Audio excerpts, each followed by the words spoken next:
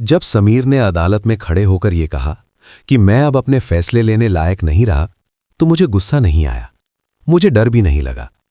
मुझे बस एक अजीब सी थकान महसूस हुई, जैसे किसी ने मेरी पूरी जिंदगी की ईमानदारी पर एक झटके में सवालिया निशान लगा दिया हो। मैंने जज की तरफ देखा, फिर अपने दामाद की तरफ, फिर अपनी बेटी अनन्या की तरफ, जो सिर झुकाए बैठी थी। उस पल मुझे लगा जैसे मैं किसी और की कहानी देख रहा हूं, अपनी नहीं। मेरी उम्र 67 साल है। मैंने रेलवे में नौकरी की। 30 साल तक रोज सुबह तय समय पर उठकर बिना किसी की खुशामद किए, बिना रिश्वत लिए काम किया। जो कमाया उसी में परिवार पाला, पत्नी को खोया, बेटी को पढ़ाया, उसे उस आदमी से ब्याहा जिस पर आज वही आदमी मुझे पागल साबित करने पर तुला है। जज ने समीर से पूछा, आप किस आधार पर कह रहे हैं कि ये अपने फैसले लेने में असमर्थ हैं? समीर का वकील तुरंत खड़ा हो गया। फाइलें खुली, रिपोर्टें सामने रखी गईं, कुछ मेडिकल पेपर, कुछ बैंक ट्रांजैक्शन, कुछ बयान। मैं देख रहा था, सब कुछ बहुत व्यवस्थित था, इतना व्यवस्थित कि पहली नजर में कोई भी धोखा समझ ना पाए। लोग सोचते हैं बूढ़ा आदमी सबसे कमजोर होता है। उन्हें नहीं पता, कमजोर वही होता है जिसे सच का इंतजार करना ना आता हो। मेरी चुप्पी लोगों को अजीब लग रही थी। मेरे वकील ने भी धीरे से पूछा था, आप कुछ बोलेंगे नहीं? मैंने बस इतना कहा था, अभी नहीं, क्योंकि मुझे मालूम था सच बोलने से पहले उसे सही जगह तक पहुंचना पड़ता है। यह सब अचानक नहीं हुआ था, इसकी शुरुआत बहुत पहले हो चुकी थी। पत्नी के जाने के बाद घर सूना लगने लगा था। अनन्या और समीर उसी घर में रहने लगे थे। शुरुआत में मुझे अच्छा लगा, घर में रौनक लौट आई थी। समीर शुरू से ही बहुत मीठा बोलता था, हर बात में पापा, हर काम में मदद। लेकिन उसकी नज़र अक्सर उन अलमारियों पर जाती थी जहां मेरे कागज रहते थे। एक दिन उसने कहा था, पापा आजकल फ्रॉड बहुत हो रहे हैं, आप चाहें तो बैंक अकाउंट मेरे साथ ज्वाइन कर लें। मैंने मना कर दिया, मुस्कुराकर। उस दिन उसकी मुस्कान थोड़ी देर के लिए गायब हुई थी, बस एक पल के लिए, पर मैं देख चुका था। धीरे धीरे मेरी छोटी छोटी बातों पर सवाल उठने लगे। मैं कुछ भूल जाऊं तो कहा जाता, देखा याददाश्त जा रही है। मैं सुबह टहलने जाऊं तो कहा जाता, इतनी उम्र में बाहर क्यों निकलते हैं।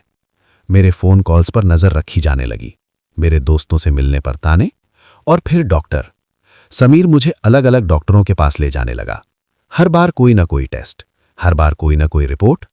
मैं समझ गया था, मुझे बीमार साबित किया जा रहा है। मैंने कुछ नहीं कहा, क्योंकि उस घर में एक और इंसान था जो चुपचाप सब देख रहा था। मेरा पोता आरव। आरव 11 साल का था, बहुत शांत। अक्सर लोग कहते बच्चा कुछ ज्यादा ही चुप है। उन्हें क्या पता था, वो चुप इसलिए था क्योंकि वो सुन रहा था। समीर जब फोन पर बात करता, आरव कमरे में होता। समीर जब अनन्या पर चिल्लाता, आरव दरवाजे के पीछे होता। और जब समीर ने पहली बार कहा था, एक बार कोर्ट से साबित हो जाए कि बूढ़ा अपने फैसले नहीं ले सकता, फिर सब अपने आप हमारे हाथ में होगा, तब भी आरव वही था। उस दिन उसके हाथ में मोबाइल था और रिकॉर्ड बटन ऑन था। मुझे ये सब बाद में पता चला। नोटिस आने के बाद अनन्या रोई थी, मेरे पैरों में बैठकर, लेकिन उसने केस वापस लेने को नहीं कहा। शायद डर गई थी, या शायद बहुत देर हो चुकी थी। मैंने उसे माफ कर दिया था, बिना बोले। अदालत में सुनवाई चल रही थी। मेरा नाम पुकारा गया। जज ने पूछा, आप समझते हैं कि आपके दामाद आपके हित में काम कर रहे हैं? मैंने कहा, माय लॉर्ड, मैं समझता हूं कि हर इंसान अपने हित में काम करता है। कोर्ट में हल्की सी हलचल हुई। तभी पीछे से एक आवाज आई, माय लॉर्ड, क्या मैं कुछ दिखा सकता हूं? सबने मुड़कर देखा। आरव खड़ा था, हाथ में मोबाइल, आंखों में डर नहीं था, बस एक अजीब सा भरोसा था। जज ने पहले वकीलों की तरफ देखा, फिर मेरी तरफ। मैंने सिर हिला दिया। दिखाओ, जज ने कहा। वीडियो चला। पहले समीर की आवाज आई, डॉक्टर साहब, बस रिपोर्ट में थोड़ा सा लिख दीजिए कि निर्णय क्षमता कमजोर है। फिर अनन्या की आवाज, ये गलत है समीर। फिर समीर, गलत सही बाद में देखेंगे, पहले प्रॉपर्टी। कोर्ट रूम में सन्नाटा था, कोई खांसने तक की हिम्मत नहीं कर पा रहा था। दूसरा वीडियो, समीर किसी दोस्त से कह रहा था, एक बार कंट्रोल मिल गया तो बूढ़ा खुद चुप हो जाएगा। तीसरा वीडियो, समीर हंस रहा था। वीडियो बंद हुआ। जज ने चश्मा उतारा, सीधे समीर को देखा। उस पल समीर छोटा लग रहा था, बहुत छोटा। जज ने पूछा, क्या ये आवाज आपकी है? समीर कुछ नहीं बोला। तभी मैंने पहली बार कहा, माय लॉर्ड, मैं चुप इसलिए था क्योंकि मुझे भरोसा था मेरे घर में सच पल रहा है। जज ने फैसला सुरक्षित रखा। 3 दिन बाद निर्णय आया, केस खारिज। समीर पर धोखाधड़ी और मानसिक उत्पीड़न का मामला। मेरी निर्णय क्षमता पूर्ण रूप से सही घोषित। लेकिन उस दिन मेरी सबसे बड़ी जीत अदालत में नहीं हुई। घर लौटकर आरव मेरे पास आया, धीरे से बोला, दादू, आपने कहा था ना, सच को आवाज नहीं वक्त चाहिए।